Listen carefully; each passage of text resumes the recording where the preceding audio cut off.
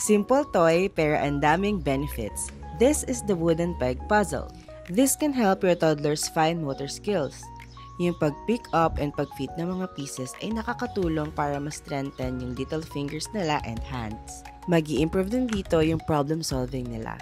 Dahil natututo sila kung saan ba fit yung bawat piece. O diba, this is great for early logic.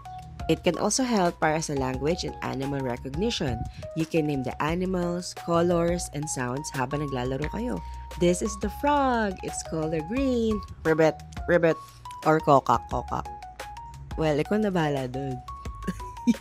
Okay, going back, nakakatulong din na to para sa focus and patience.